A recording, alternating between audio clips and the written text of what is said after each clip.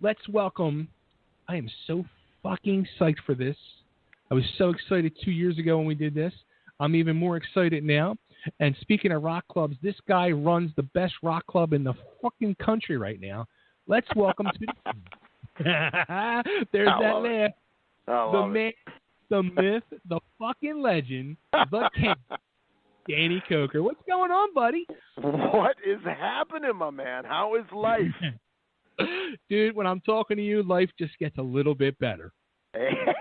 Amen, brother. Thank you so much, man. Thank you so much. I appreciate it. Appreciate you having me on again, brother. It's been way too long. You know what? It has. It's been over 2 years, which is a scary thought. It's been way too long, man. I thought you didn't love me anymore. I didn't know, man. You know what? I'm going to bring you back in time because, you recorded an ID for us that night, and we play it constantly. And every time I play it, like, we all just crack up because it's still so funny. So let me refresh your memory of this. Yeah, man. Let me hear this. Hey, everybody. This is a count from Counting Cars, and you're watching. No, you're not watching. You're fucking listening. What the fuck? What's going on? Take two. Take two. Hey, everybody. This is the count from Counting Cars on History, and you're listening to Totally Driven Radio. Turn it up, man. I'm so proud. Unbelievable. What's going on, Jet? Man, what's happening? What's going on out there? What are you doing? What's happening? What's the story? Hey, you know what? I was talking to a buddy of yours like 2 weeks ago who actually did one of his cars. Me. Oh no, it's good. It's good. He was actually on the show, and I said to him, "Oh man, are you gonna get any more cars done by Danny?" He's like, "No, just the one. I don't have room for more cars. I drive my truck mostly." George Lynch. Who is it? Who are you talking to? George Lynch. Who?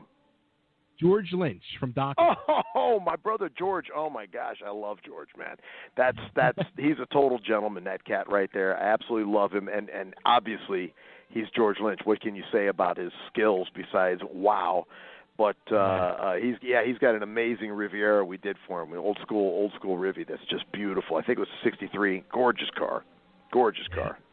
Great guy too, man. Great guy. He matter of fact, he jammed with us that night. We did a thing up at my club up at Vamped, and that's where we gave him the car. We revealed the car to him there, and then myself and my boys from Count 77, we all got together and played, and George came up and played with us. We did some Lynch Mob stuff, some 77 stuff, some Dockin stuff. We had a ball together. He's just a great guy.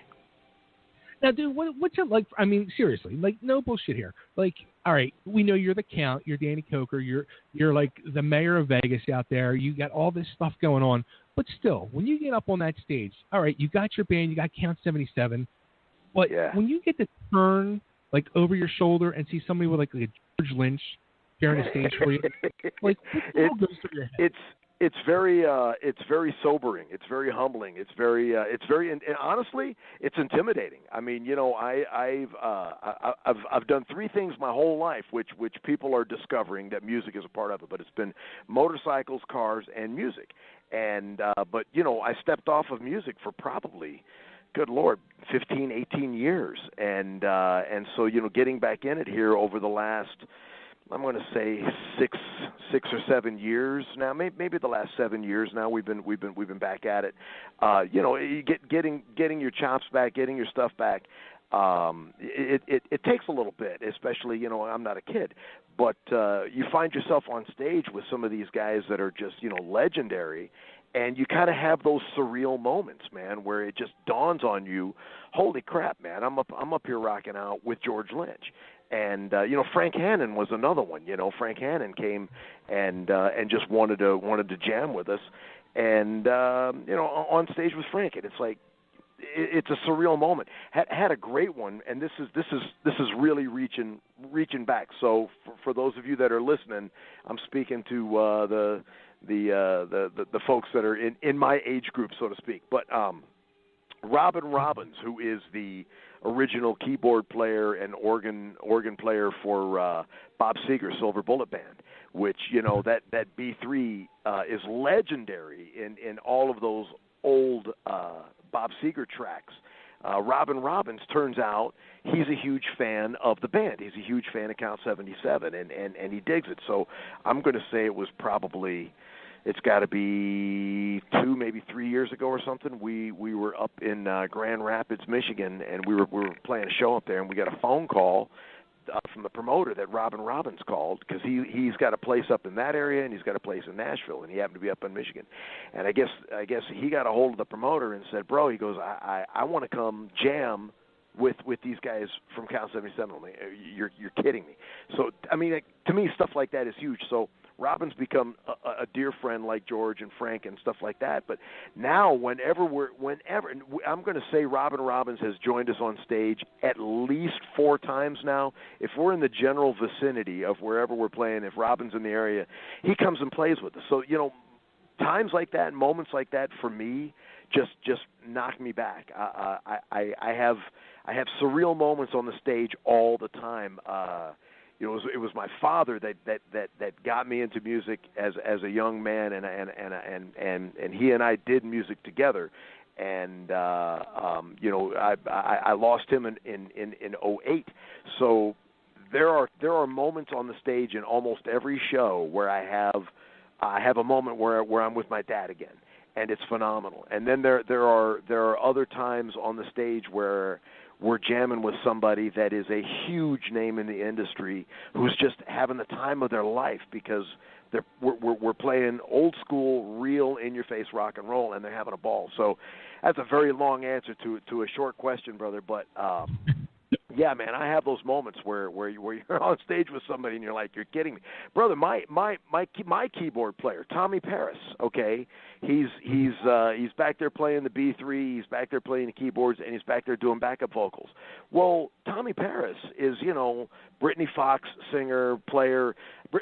Tommy's one of those freaks that plays everything. He plays drums and guitar and keyboards. He can sing anything. So I have times where I know I'm up there singing with Tommy Paris, and it blows me away. So I'm a lot like getting to work on these cool cars, getting to build these cool bikes.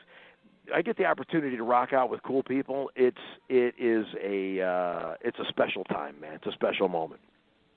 How's that for a really long, drawn-out, long-winded answer? It's beautiful. And actually, you know what? I didn't even realize, when Tommy, because he's late comer to the band, correct? Yeah, Tommy, because originally the band was 5 of us. So the first record, the debut record, Count 77, self-titled record, was just the 5 of us. And we had no keyboards. We had no real serious backup vocals and things like that on it. When we brought Tommy in when we were cutting the first record, because we kind of wanted to fill in, some of the spaces underneath with some just some low-lying keyboards and throw in some backup vocals. And so Tommy participated. Not as a member of the band, but he participated on the first record. After that happened, we really fell in love with Tommy. He's a great guy, and so we offered him a spot. We're like, dude, do you want to do this with us? And he jumped right in. He loved it. So we got to touring then off of the first record with now 6 guys. And shortly into the tour, we were like, Tommy, do you want to just officially become the 6th member of this band? And he jumped at it, and so Tommy's been with us ever since. So now the second record, after we toured all over the place with the first record, and we were writing and getting the second record ready, Tommy was very much an integral part of it. So now they're and Tommy's been with us. We always refer to him as the newest member, but he's been with us a few years now. So he's been with us. It's got to be at least 2 years now, a little over 2 years now. Tommy's been officially a part of the band, and he's just phenomenal. Tommy's great, man. Everybody in the band is still to this day, man. I mean, the band's got to be going on 6 or 7 years old now, and we all get along still like brothers. We all travel well, play well, rehearse well, hang out together. There's no issues, man. We're a tight, solid group. when I started seeing pictures of him pop up in the pictures and all, I was like, oh damn, Tommy's there. I didn't realize he even played keyboards. Oh, dude, he's amazing.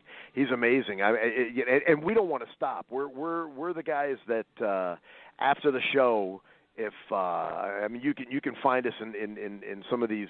It's hilarious. We were in Detroit, which is my city. We were up in Detroit, and we were staying at the Renaissance Center there, right across the street from Cobo. And after the show, it's like, back to the room, take a shower. We're gonna go find something to eat. But there's a grand piano sitting in the lobby outside of the bar down there. So we're the type of guys we don't stop. So here's Tommy and I sitting down at the grand piano, playing and singing, and next thing you know, there's like 50 people around the piano just having a ball, and we just have so much fun together. We don't want to stop. We love to play. We love it. He's a great guy, fun guy to travel with, man. Now you brought up something earlier, and it was something I wanted to touch on it all. And now from seeing like episodes of Counting Cars, especially the one episode where I think it was either your mom's car or it's a car that's like your mother's that reminds you of you. You can see you're an emotional guy, and it was making me think like. And you said how your father was a musical influence on you, and I'm guessing you guys actually performed together. You said now. Yeah, absolutely. And this is really, in all honesty, this is not an easy subject for me because I have a hard time getting past this, but my father, musician, again, one of those types of guys that could play anything, that could sing anything, arrange anything, write things. I mean, he was one of those guys, and he brought me up in music, and I grew up in gospel music, and it was Southern gospel and black gospel music. That was out of Detroit, and that's what I did, and so.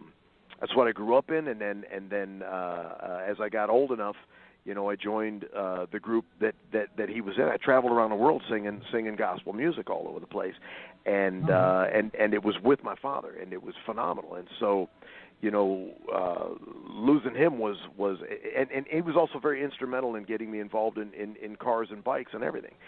Probably the biggest influence in my life was my dad. And so, losing him in '08 was really, really brutal to me, and still to this day I can't seem to get around it. It haunts me constantly. But doing music again, it feeds my soul, and it allows me to have that connection with him again. And I got to give my band a lot of credit. John Zito, guitarist in the band, he was one who found out that I used to do music, and he hosts a weekly jam night at my club. And and this was again years ago, and when he found out that I used to do that, he dragged me up there and got me up there. And got me doing it again, and it felt pretty darn good. And so, I like to give John Zito credit for dusting that off for me and making me get back into it again. And then taking it another step further, after Count 77 actually became a band and started to do things, we were fortunate enough to have Mike Varney from Shrapnel Records to come to one of our shows, fall in love with the band, sign us up to a record contract, and so Varney is the cat who I credit for helping develop us and push us and make us a better band, get us to the next level. But going into the studio was very unusual for me because I had done that with my father all the time, been in the studio and worked with him in the studio. So without him there, it was very bizarre. I want to send a huge props to Mike Varney for being a producer in the studio that makes you feel so comfortable that you're safe. You can feel free to make mistakes. Feel free to just absolutely suck ass if you want to. And we're going to laugh about it, and we're going to fix it, and we're going to move on, and we're going to make it great. And those are those are very important people in my life that help bring me back out and doing music again. And all the guys in my band. Oh my gosh, man, working with Stoney Curtis, who is just amazing. Him and I have a ball out on stage together. You know, him on lead guitar, myself on lead vocals. We're having a ball. But the entire band. I mean, you get Tommy Paris, Stoney Curtis, John Zito, Paul DeCibio, Barry Barnes, and myself. And so the six of us we're having the time of our lives when we're playing, brother. It's great. And the new record, I can't tell you enough. I mean, I know this sounds, you know, I don't want to come across as that guy that's like, you know, patting ourselves on the back, but we're really proud of this record. We worked very, very hard on it. All of the songs we worked really hard on the songs. There's in my opinion, there's a lot of great music. If you're into old school rock and roll, that's a little bit on the harder side. It's like a little bit harder rock. It's for real. Some people have called it hard rock music. Others have referred to some of the tracks as borderline heavy metal. There is also, you know, some really good blues on it as well, and some good boogie woogie music as well. So it's just old school Americana rock and roll. The record's got a lot of variety to it. Have you listened to the record? Of course I've listened to the record. You darn well better have listened to the record, man. I don't know. and you can see how old I am because I call it a record. But anyways. Oh, I do too. It's always going to be a record. It's always going to be an album. I don't care. Darn right. But you know what? This one's a lot more blues, I think. There is, yeah. We're blues rock driven. So you know, but. You know, so was Led Zeppelin. I mean, Led Zeppelin's a blues band, but they're hard rock. So there's a lot of hard rock blues, underlying blues in this record as well. Absolutely. I mean, and of course, you know, this straight up blues song like, you know, The Evil You Could Do is just straight up blues. Sin City Boogeyman. You know, that's boogie woogie rock blues. But you know, there's a lot of oh man, there's a lot of blues driven underlying in some of this hard rock stuff. Absolutely. I'll tell you what, that Evil You Can Do, that's one of the songs I actually have written down that stood out. And I was like, that tune is just like a tune to chill out and just relax to. Like it's just Amen. Yeah, just a very relaxing song, man. I appreciate it. It's a fun song, and we've you know, we're touring all over the place right now, and when it comes time to do that Evil You Could Do, it's so much fun because it's completely different. Most of the music that we're doing is very much in your face, hard driving music, and then we just take it down to a nice simmer and hit everybody with Evil You Can Do, and they love it. People are having a good time at our shows. I mean, you know, and we still do our shows old school 70s style, man. You're going to be there for a couple of hours. You know, we're not a band that comes out and plays for 45 minutes or an hour and 15 or something. You're going to be rocking out for at least a couple hours with us. So we have a ball out on stage. Now, how about another tune that stood out, "Low Baller," which I thought took me totally back to Deep Purple. Oh, big time! It's thank you. I appreciate that. It's got, you know what? That's true. It's got a very much a Deep Purple vibe to it, man. Which is, you know, I mean, that's again hard driving, hard rock in your face, but there's a lot of underlying blues in it. Even though it's not slow, it's up there, it's moving. Absolutely. You know, we just put out our first music video as well, which is the Summer of '77 music video. So and that's been getting just great response from everybody all over the place. So I mean, the record tells a story. If you get into the tracks and you start listening to the lyrics and start following along, the whole record tells a story from beginning to end, and it means a lot. This record, I would have to say, was written, you know, on the road when we were just traveling all over the place, and you know, you're either sitting on an airplane or you're sitting in a bus or you're sitting in a hotel room, and stories and thoughts and memories all come back. And I'm one of those guys where I can't sit still for very long, and sitting alone and being quiet for very long kind of makes me crazy. I'll get a little bit nuts, but because my mind wanders off. So on this particular record, it was the type of thing of where when every time my mind wandered off, I just sit down and just start writing stuff. So this record is very much a lot of insanity that rolls around in my brain and a lot of memories. I guess the song My Detroit is a lot of memories. Absolutely. My Detroit, that city to me is one of the greatest cities in the world. And as a kid, I grew up, I was born just south of Cleveland and grew up between the Cleveland area and the Detroit area. In school time I was in Ohio, and all my summers I was in Detroit. And that song is all about that city. It's all about the memories of that time. It's great. And I go back and I talk about Bob Seger. The whole vibe from My Detroit was kind of paying tribute to the Seger type of a vibe, Seger type music. So when you hear that song, you could actually turn the page back. Nice play on words, turn the page. But anyways, you could go back in time and hear very much a Seger and Silver Bullet Band vibe to that. And Seger being from that area, and that song being about that area, we really kind of wanted to pay respect to that. We're actually, shockingly enough, a respectful group of guys. The first single, Summer of '77, from the opening words, the first time I heard it, I said, this is the summer cruising song of 2017. Amen, brother. That's what we wanted to hit you with right there. Thank you. You just hit it right there, man. I appreciate you saying that. It's a good time summer song. And that's what it's about, because all of us in the band, we're pretty much kind of in that same age group, and we think about some of the best times in our lives, and that's why the name of the band is all about 1977. It's all about that era, whether it's that specific year or not, but it's about that era.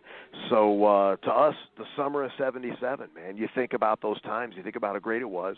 We wanted to put out a song that captured that vibe, and you just nailed it right there, man. It is a feel great summertime let's party song. Absolutely. That's all I can picture. The top down. I've never been there, but you're there cruising through Vegas. I mean, come on, that's the perfect. Absolutely, brother. Absolutely, man. That's people are digging it, man. People are digging it, and it's fun now too that we're out on the road, and it's a blast to get up on stage, and there's something magical about looking around the crowd and seeing people sing your songs with you. When they know the music, it's a blast. It is so much fun, and people are knowing they're knowing the new record, man. And it's only been out, for a very short period of time. But when we go out and do these shows, and you look around the crowd and you watch people sing along with you, that's another one of those surreal moments, man. It's great because for me, although I've sang most of my life, I never really wrote. And so, I find myself writing now, and Stoney Curtis is very much in charge of the music portion of the writing, and I'm very much in charge of the lyrical storytelling part of the writing, and so it's a new thing for me. Well, it's not new anymore. I wrote a ton of the stuff off the first record, and wrote most of the stuff here on the second record, and it's one of those surreal times again when you look around the room and people are singing along with you, man. It's like, wow, it's connecting, and I love that connection with the crowd. I love that connection with the audience. It is so much fun to connect with people, man. And really that's what we're about. I mean, Count 77 is about having a good time. We're a party. We're there to deliver the goods. The music is real. The songs are real. We are going to deliver the goods, but in the meantime, you're going to have fun with us. We're going to have a blast together, and this whole record is a blast. This record is a good time. There's some deep stuff in this record too. I mean, it's not all fun and games. I mean, you look at songs like Weight of the World. That's there's some deep stuff in there, and there's some deep stuff in Find My Way Home. Oh my Lord, Find My Way Home. Man, I get choked up every time we do that one. So there's some serious stuff along here too. And there's Soul Transfusion, the name of the record. That song, there's a little bit of dark in that, but it's heavy stuff, man, and it's cool, and we're just having fun. Do you think, being that you are the guy writing the lyrics and all that, and you are, you're pouring your heart out? Well, I do my best. I can't take credit. I do my best, and again, I give Mike Varney a lot of credit for making sense of a lot of the things. But yes, go ahead. Do you think it's been also kind of like therapeutic for you doing this to huge, huge? Yeah. Oh my gosh, man! I mean, if I can be so candid with you, man, I refer back to the song "Find My Way Home." Oh my Lord, I know exactly where I was, and I know exactly what I was doing, and I'm not kidding you. As that song came out on the pad and pen, as I was just sitting there writing it out, it emotionally drained me. I was whooped by the time I got done writing those lyrics. It was just one of those things that just happened, and that one there's stuff in that. I'm having a hard time talking about it right now, but there's stuff in that's from the corners of my soul, and it's a great song. I love the song. Yeah, I mean, I'll tell you what, like, I mean, I lost both my parents too, so it's been a very tough and emotional thing for me. Yeah, for years that I've dealt with, and still, I mean, it's like I lost my father when I was 4, my mom when I was 18, and it's been just rough. Yeah. And I go see a therapist once a week, and I sit there and do that whole thing. And my therapist one time made me write a letter to my mother, and she's like, just pour your heart out in this letter. She's like, you can throw it out afterwards, you can burn it, you can do whatever. She's like, just go somewhere where you have peace of mind and just write. So I went to my local Hooters, my favorite place. There you go. I got a pitcher of beer, and I sat on my laptop, and I just wrote away and wrote away and wrote away. And I saved it, and I showed it to my therapist, and I showed it to my wife, and then after that, we deleted it, and that was it. Yeah. And brother, did that not drain you or what? Oh, absolutely. Yeah, absolutely. You were wiped time that was done. Absolutely. That's like that song right there, man. That song, absolutely. But then there's a lot of fun stuff in this too. Sin City Boogeyman, it's a ball. That song is fun. Heebie Jeebies is just a way cool tune. Do You Feel Me? Bam, great. Hard Rock Band. Hard Rock Band is so much fun. That song is fun. So on this record, you're going to get such a variety of music, but it's all old school, in your face rock and roll. What it should be, man. There's no auto-tune. There's no whatever, all these crazy effects and things like that. I mean, it's actually 6 guys playing real instruments and actually singing, which is kind of a rare thing these days. How about that? I know. Now, do you think you guys do a lot of covers when you play over, wherever you're playing? I saw you guys do a cover of Ace of Spades on YouTube today. Yeah, that's a ball, man. Well, see what we do now in our show. When you come to a Count 77 show now, what you're going to get is you're going to get originals. We're going to give you our originals off the first and second record. Of course, obviously, you're not going to get all of them because there's too many. But we start the show off with originals. Then halfway through the show, we like to remind people of our roots and remind the crowd in a certain age group of their roots. And we do now what we call the Super Sound of the 70s set. And we'll hit you with a block of 70s covers done our way. And then when that's done, we go back to our originals, and we do the rest of the show with our originals. And then at the end of the show, we kind of start having a little bit of fun, and we throw out some more of the big 70s stuff just to have some fun with. But we always talk about, we've got plenty of material now to do a completely 100% original show, but we don't want to push our roots to the side, and it's always fun to just remind people of some of these big things of the 70s, and we're not hitting you with your typical A side. We've heard it a billion times.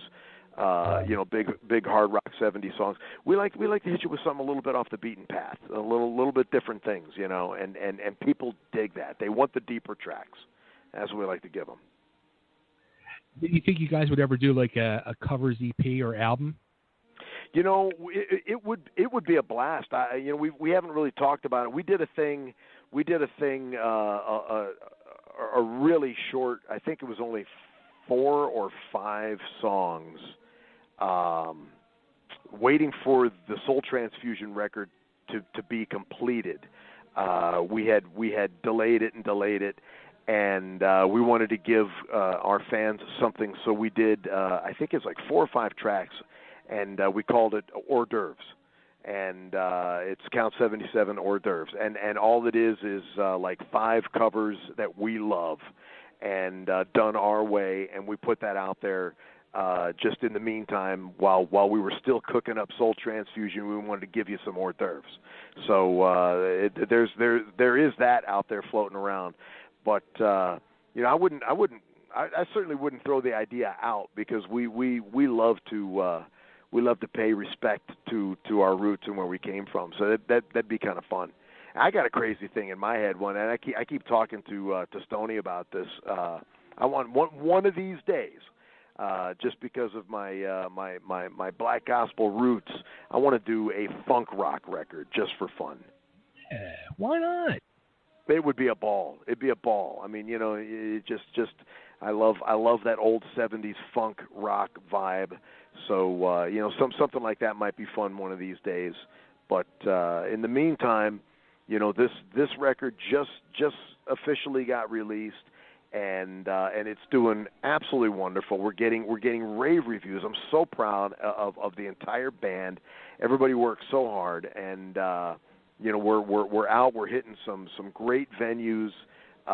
Packing out the houses, putting on great shows. We're having a ball. I'm leaving first thing in the morning. I'm on my way to Minneapolis. We're playing Hard Rock up there, and then from there we're playing Hard Rock in Boston.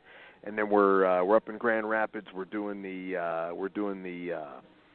Firekeepers Casino up in Grand Rapids. We just one of the best things for me is I'm going to say it was 3 weeks ago, I think. We sold out Cobo Hall in Detroit full. Come on. And and we had. I mean, it's my city, and so we just had one of the best shows we ever had right there. It was so much fun. The place was full, and the people went crazy, and we had a ball. So for me, it doesn't get any better than that, to be standing on stage at Cobo and look out across a sea of people that are just having a ball. I mean, that's truly going back to my roots and having a lot of fun.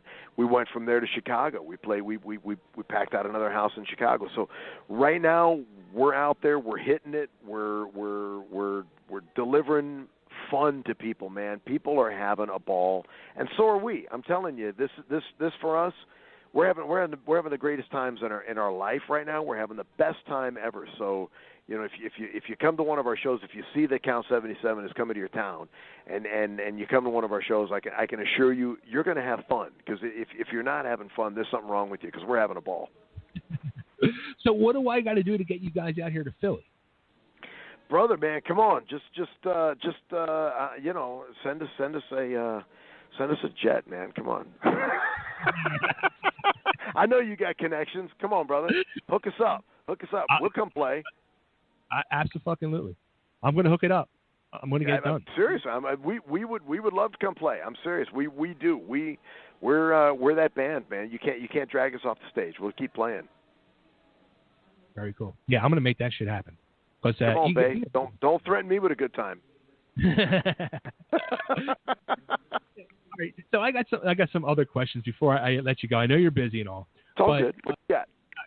All right, it's something you did, and I was kind of surprised because in a situation I was where young, I needed the money. No, what? Not that. Okay. A few months ago.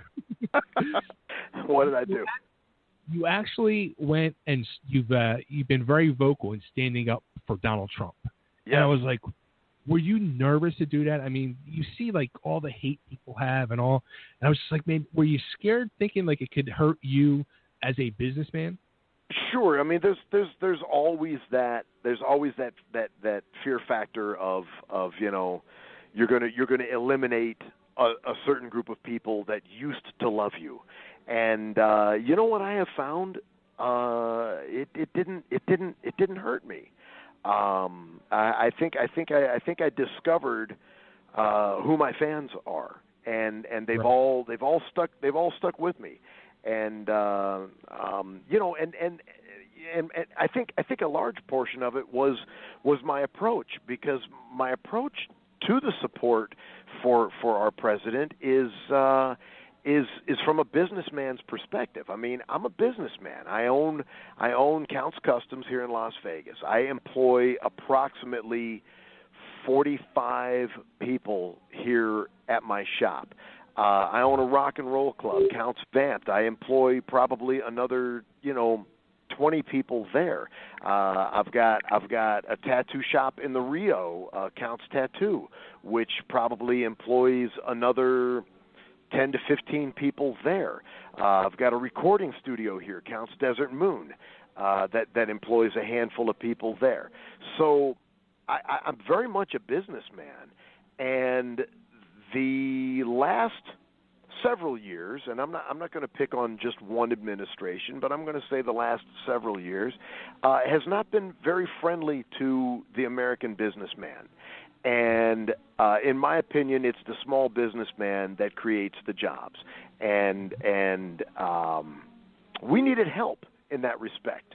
It was very difficult to go into business between taxation and regulations and all these types of things. It's difficult to own your own business, and if people out there are listening right now, if you're a business owner, you know what I'm talking about when I talk about all this taxation and all this regulations and all these things. It's difficult. It's difficult to even get your doors open. Once you get them open, then you get punished for getting your doors open. I mean, you just get beat to death by the government. So my perspective on things was politicians that made a mess of things, and I was really ready for a businessman to help get things straight. And I believe that Mr. Trump is a very successful businessman, and there's a lot of controversy, and I understand the controversy. I'm not blind. I understand the controversy quite well, but the guy knows how to play the game, and now he's offered to play the game for us, and he knows how to win. So you know what? Great, go play the game for us and help us win. And I got to give the guy credit for this. He doesn't want the salary. He's doing it. Here's a billionaire who left a relaxation, and he's here to help, and he doesn't want to get paid for it. He doesn't want the presidential salary. He's going to put that back into the Treasury. He's got hotel properties around the world, which people are, there's a lot of controversy about this. Oh my gosh, he does business in these other countries and this and that. Well, he said, hey, I'm going to take all the profits from my hotels around the world. I'm going to take those profits and put it right back in the U.S. Treasury. How's that? So, you can take all the controversy. You can take his approach. I understand people's nervousness. But I also got to say, more jobs have been created here in the last 40 days than has been in the last 8 years, and I'm very, very anxious to see the new tax plans that he's got going and things like that. But again, I'm starting to preach, and I don't want to be that way. And I know that there's a lot of folks that are freaked out, but I think that they're learning. Oh, gee, check this out. The things that he's doing are actually very helpful. And what also kind of trips me out is everybody's freaking out about their rights. Oh, women's rights. Well, last I checked, I don't think women have lost any of their rights to date. And also, he's the kind of guy that has very strong women in some of the highest positions in his organization. So there's a plus there.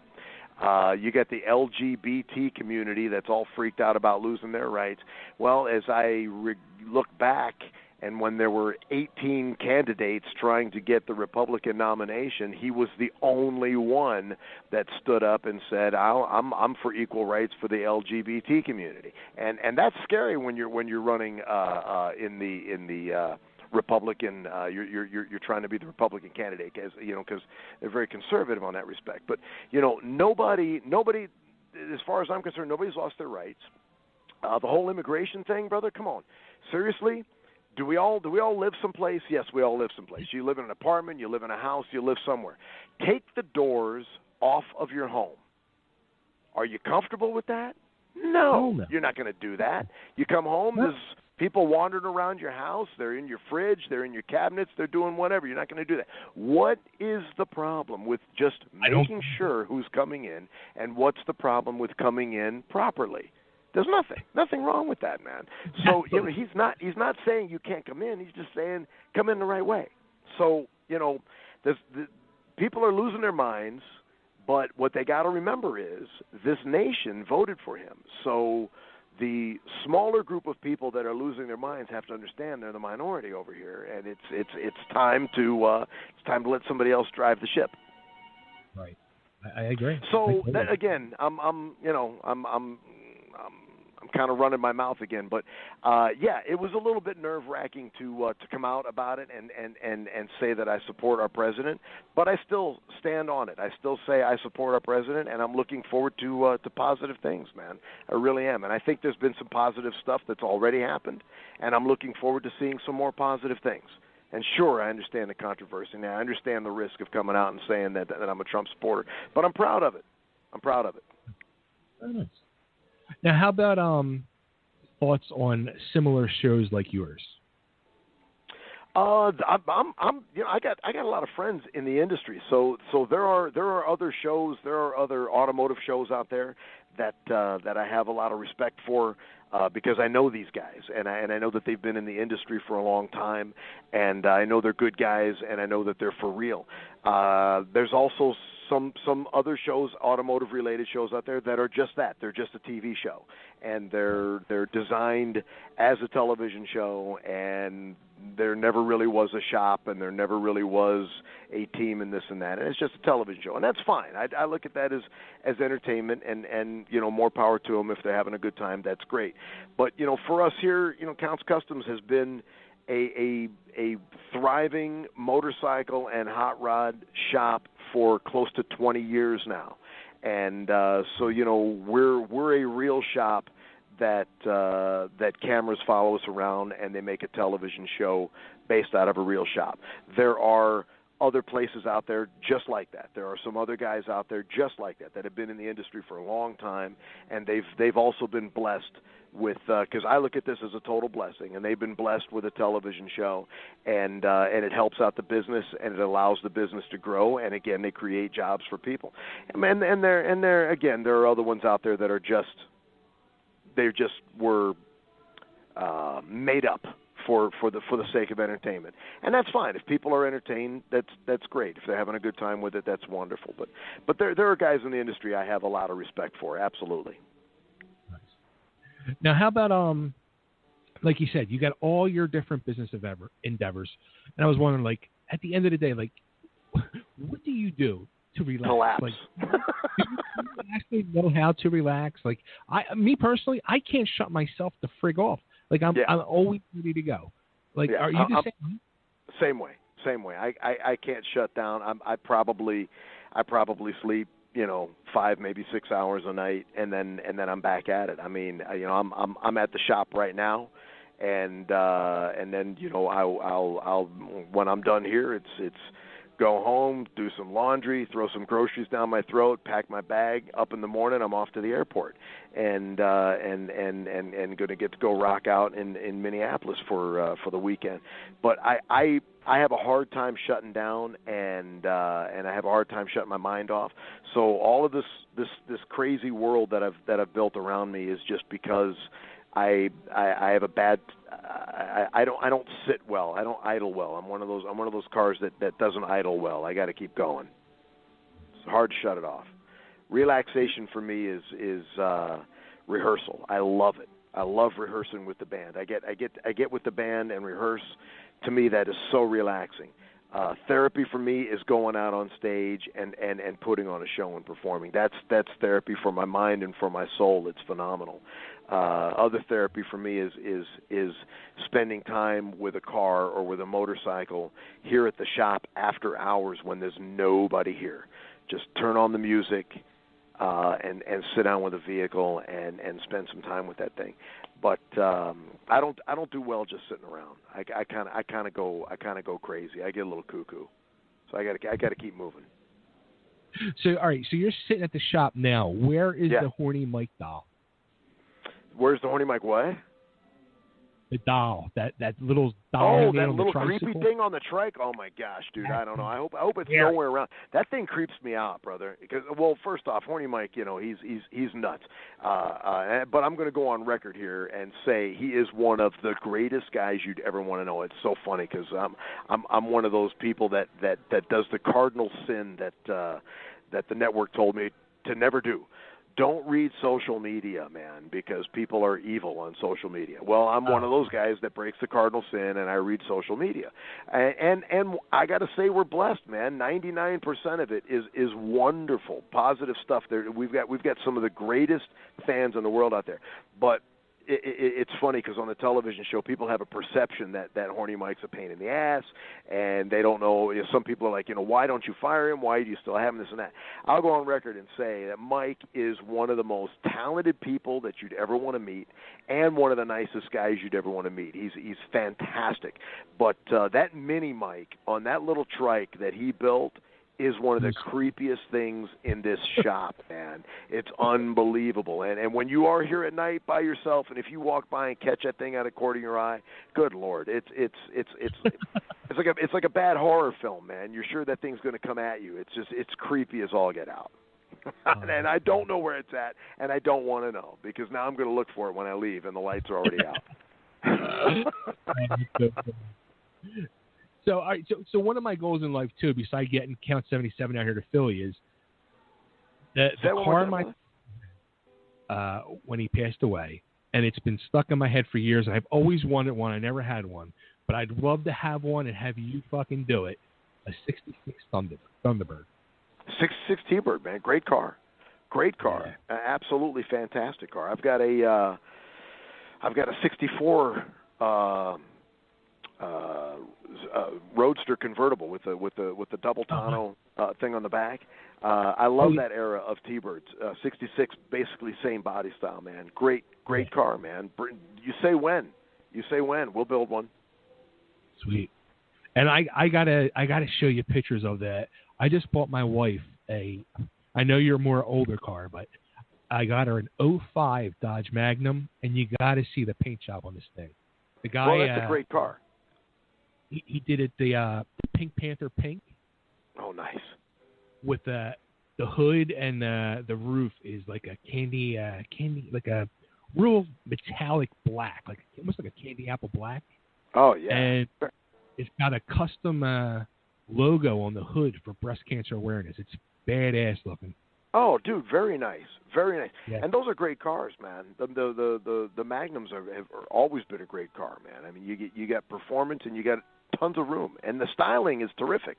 It's a great styling on that car. I've always liked those. I've always liked those cars. They're cool. Nice ride. I'd like to see that. You got to send me pictures of that. Is this a cell phone or office phone? This is my office phone. Okay. My cell phone doesn't get pictures, man. I'm so old school. Do you remember my phone? It's old school Nokia, man.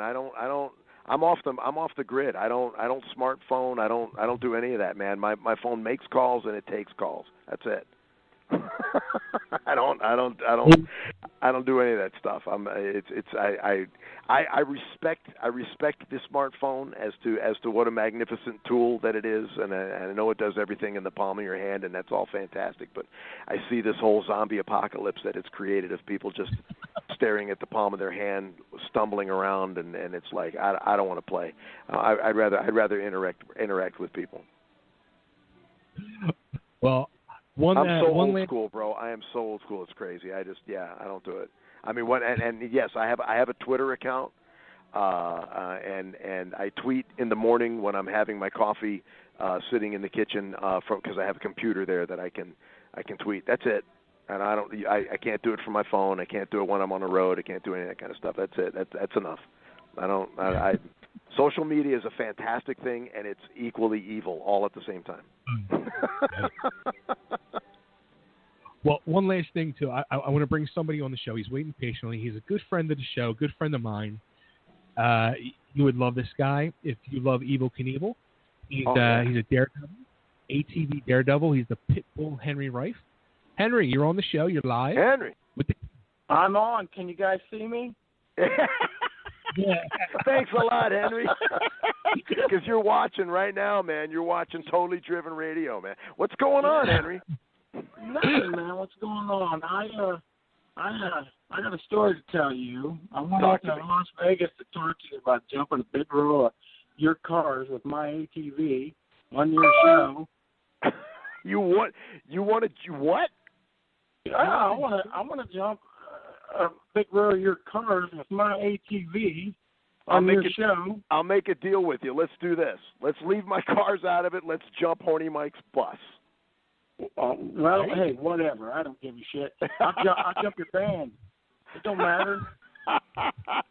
Dude, I went to Vegas to go out there to talk to you. You weren't there. You know where you were at? Where? You were playing a concert in Salina, Ohio. At the Mercer County Fair. That's 20 miles from where I live. You're I'm out to Vegas. You weren't there. You were here. We were trading places, man. You know, I got family there. I had family come to that concert that I hadn't seen since I was a kid. So that was awesome. I remember that show very well because of that. So you were out here in my home, and I was back there at your home. What's up with that? We got to get together out here. There, I got married. Oh, congratulations! Yeah, thanks. Absolutely, man. Hey, man. Another friend, we have a mutual friend. How about Chad at Black Diamond Harley Davidson? Who at HD? Chad. Black Diamond Harley Davidson. You played there a couple times, haven't you? Yeah. Absolutely. I know you're talking about. Yeah. Yeah, I did my TV show. I did a TV show for Discovery, and nice. they jumped a couple of helicopters out there, and I think I'm going to go back and do that. Well, brother, when you come back out here, man, we gotta we got to figure out when you come back out, maybe ahead of time, and put something together where if you're serious about jump something crazy on your ATV, man, we could do that on the show. It'd be a ball. That would be awesome. Dude, if you want, I'll set the world record on your TV show. Hey man, that's up to you. I'm not going to encourage you to do anything that's insane. That's completely up to you. But it would certainly be fun to have you come out here and do something crazy like that. I think that people at home would enjoy seeing that. I'm in. Awesome. I'm going to come out there for that. If this is happening, this party ain't happening without me. Well, Bay, you come on. You got to put this. You got to put this together and come out here with Henry, and we'll make a fandango out of it. There you go. Now, there's a term you don't hear enough. Fandango. Come on, we got to bring that back. That's it. And one last thing before I get off here, I don't want to hog anything, but I'm gonna get off here. I got to give you some kudos, Danny, for standing up for Trump. I love Donald Trump. Amen. He's badass. Amen. He's American. Amen. And anybody that likes Trump is a buddy of mine. Bro, you know, I just really feel like it's time that we get back to the basics. We get back to the Constitution. We get back to what we were founded on. We can clear everything out. We can make everything nice and smooth again, and let's get back to doing things properly. It's you know what I'm talking about. You know exactly what I'm talking about. Amen. Absolutely. I think politicians have done a horrible job over the years, and I think we just need a businessman to straighten some stuff out, man. That's how I feel about it, and I feel he's rock solid American, and I love him. I couldn't agree more, and I'll get off this conversation. I didn't want to interrupt, but I wanted to say hey, and I could not be more serious about coming out there and jumping. All right. Well, you know, I will. I'll have a chat. I'll have a chat with the producers on the show, and Bay can help connect all of us together, and we'll make this happen.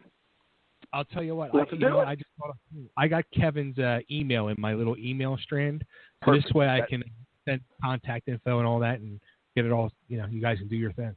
That's perfect. That's the connection right there, man. You guys need to see a link to my show. You need to check out the show I did for Discovery, and it'll give you an idea of what I do. What show did you do? It's called Heirs to the Dare, Heirs, Heirs to the Dare. Cool. Check it out. You'll love it. We'll look for it. That's awesome, Henry. Cool. Good talking to you. Love you, back. Wait, hey, Henry. Before we let you go, I got to answer this question too, because me and Henry argue about this all the time, and we're going to do a show Bigfoot's later. bullshit. Is Bigfoot real or bullshit? Bro, you know what? I think it's real, man. Oh, no. I think it's real, man. I don't know. Oh, that's great. Bigfoot is bullshit. I knew you was going to do that too. Yeah, man. I'm a Bigfoot believer, man. That's all right. That's all right. You like Trump? We're good. Hey, man, I like the Loch Ness Monster too, man. I think that's real too, man. Nessie is messy and Bigfoot is bullshit. I'll see you guys. I think there's a lot of freaky things hiding around this world that we haven't discovered yet. So I don't know, man. I'm gonna go for real, man. But you know, who knows? I could be wrong. I've been wrong before. Too many times, Danny, too. But anyways. Oh man, always a pleasure, man. This is always a great fucking time. Hey, let's not wait 2 years. We got a lot of shit to together now. Absolutely, man. We should touch base again here whenever you want, man. Whenever you want. You just let Kevin know, and we'll get on here and BS about everything, man. Oh, fucking A. Awesome. Cool. Awesome. Everybody check out the Soul Transfusion record, man. Get it. It's on Amazon, iTunes, all that other kind of stuff where you can find it. Get it. Check it out. You'll dig it. And here, like everybody right now, put your top down. I don't care if it's degrees out. Put the fucking top down and crank this tune. But you're going to want to. You're going to love to. You're going to need to. Here we go. Amen. Summer 77. Danny, take care, my friend. Bay, thank you so much. Henry, nice meeting you, and I'll see you guys soon. You got it. Rock on, brother. Totally Driven Radio.